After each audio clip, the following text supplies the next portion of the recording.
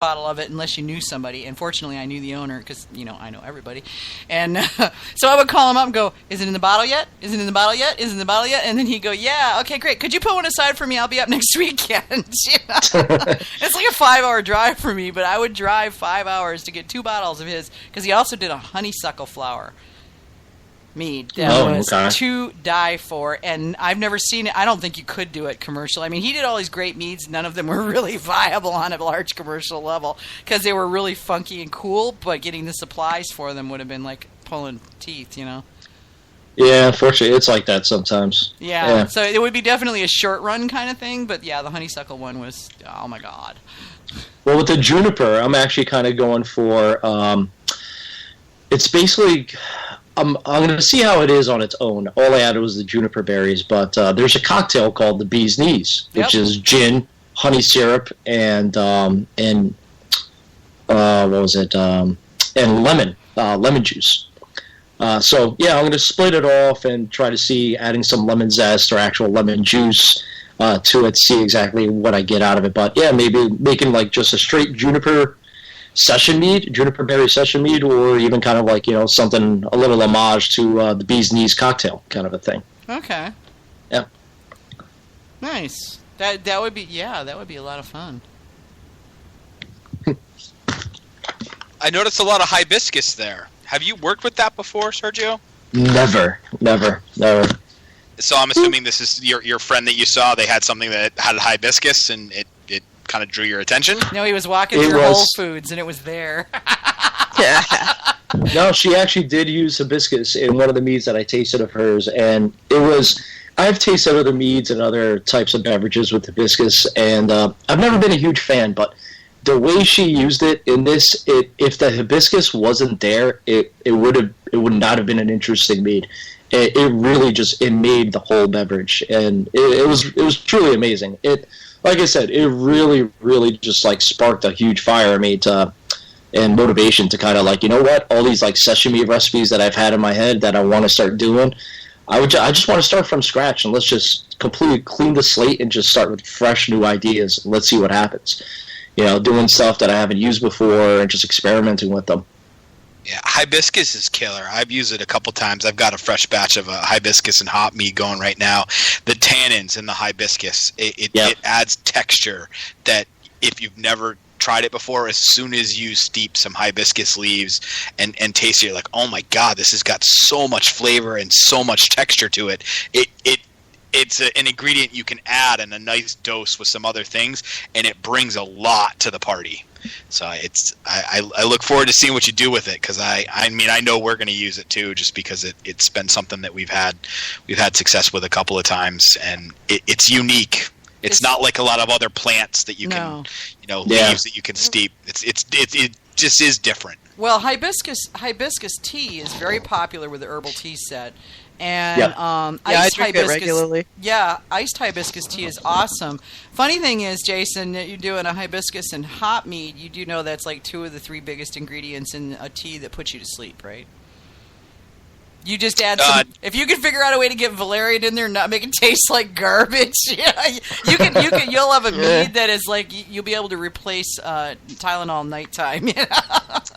Really? Seriously, I used to make a sleepy tea for my mom who has insomnia problems, and it was hibiscus and hops and valerian and passion flower and catnip. Which catnip makes cats crazy, makes people sleepy. So, like, those 5 things together, and I would mix that tea, just the flowers and stuff and leaves and stuff, give it to my mom, and she would drink a cup of that every night, and it would knock her flat out. She got off sleeping medication using this stuff. Literally. Nice. Yeah. Wow. Yeah. I guess I'll have to serve that at the end of the tasting. At the end of the tasting, so that when they're face down in their ZD afterwards, Yeah. Well, no. All right, everybody, go grab the bottles that you want to buy. Let me check you out. Then I'll give you the last mead. Yeah. Or before they drive home, that's real responsible. Yeah. I just say you can't drink this till you get home. Oh, well, what is it? Just trust me. In fact, I would recommend that you be in your jammies and in your bed when you drink it. Just saying. Yep. So I mentioned hops, Sergio. This is a question that I don't really know the right answer to it. I don't know if the answer's in flux. How much can we use hops commercially? You can use as much as you want, but I think it's something stupid. Like, I think it's actually 1 pound per 1,000 gallons, and you could still call it mead. Anything more than that, you can't call it mead. Oh. Yeah. Does that mean it's just an other than standard then, if you use more than that?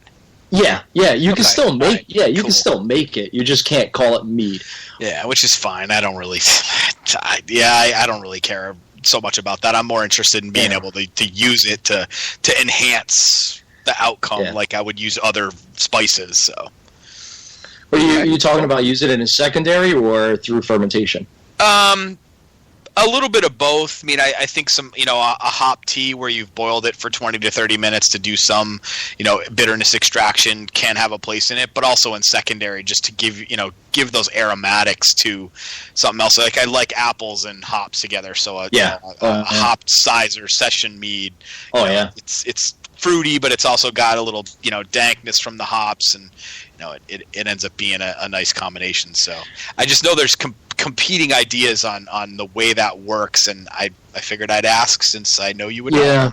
Yeah, I have 1 or 2 formula approvals for a hopped mead. We're going to be doing like an IPA, a West Coast IPA style hopped mead for our session stuff, and I have formulas approved. I haven't done the labels yet to submit those yet, so I'm sure I'm going to run into issues there. But even during the formula approval, just mentioning hops, they kicked it back for correction, so that way they wanted me to specify if it was more or less than that threshold.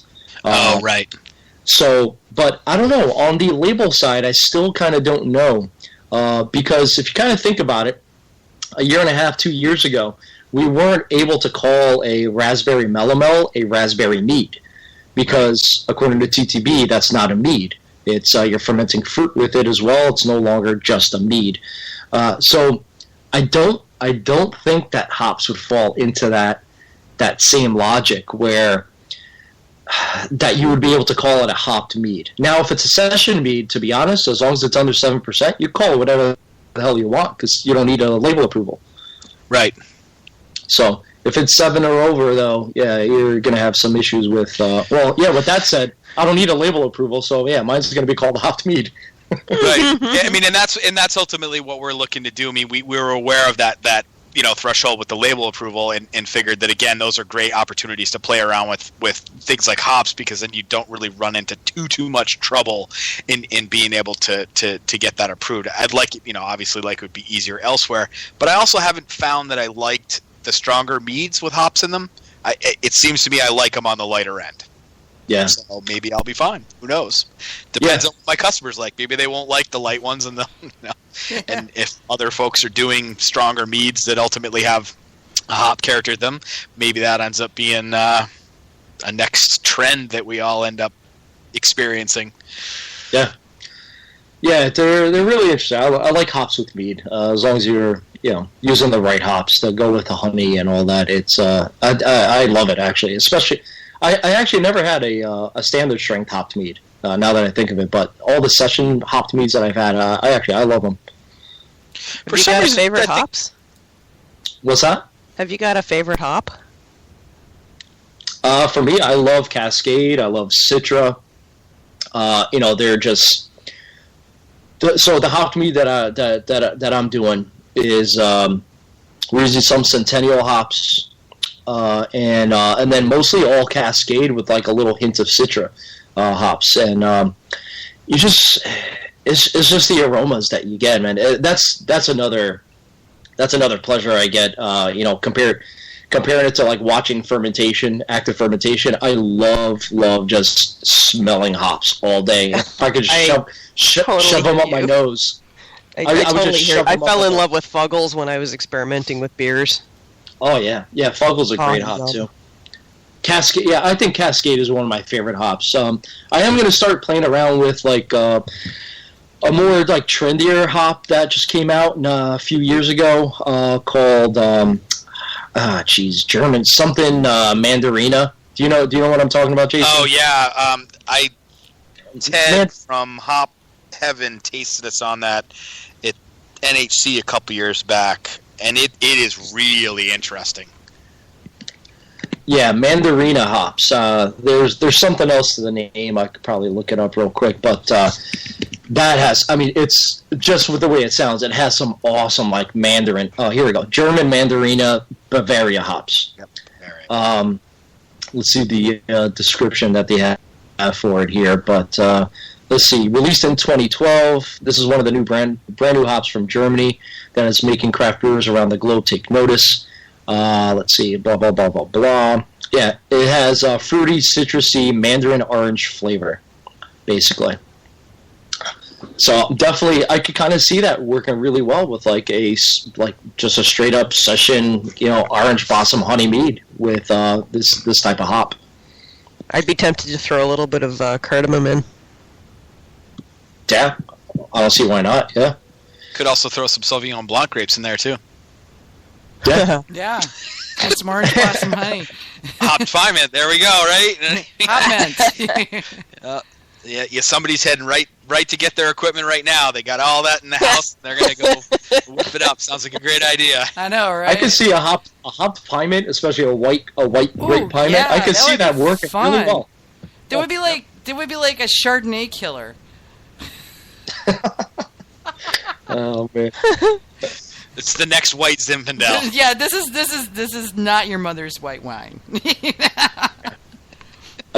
are making a high alcohol mead with hops. It's got a ton of other stuff, but we were listening to Bob Marley at the meadery during a production when you day. listen to Bob Marley, bad things happen.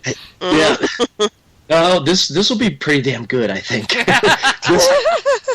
So we were just listening. I look over at my brother and I'm like, we should definitely make like a Jamaican inspired mead somehow. So it's about to go into the tanks in early April, and or not early March, and we're basically just going to make a traditional orange blossom honey mead. We're going to age it on a ton of mango and pineapple and the dankest hops we could find, and we're also adding a hint of jerk seasoning into it as well. Oh my God, really?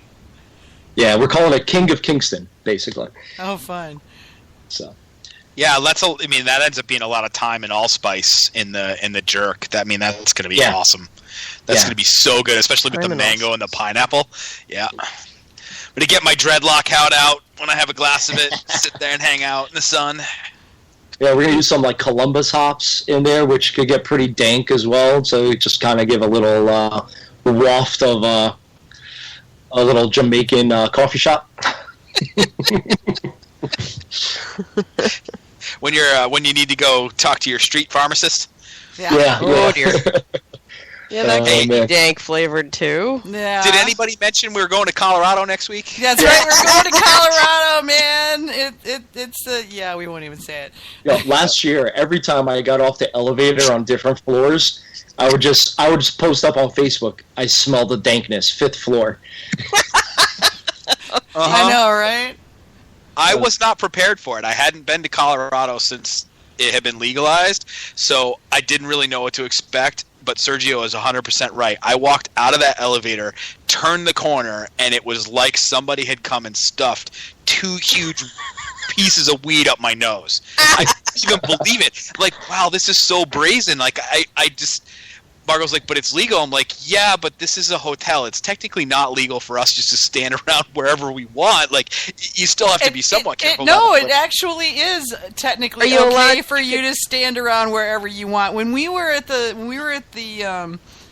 Outlook, you'd think the smoking laws would still apply, or do you not have smoking laws? Not for weed, they don't. Yeah. Wow, really? Yeah, no, they don't.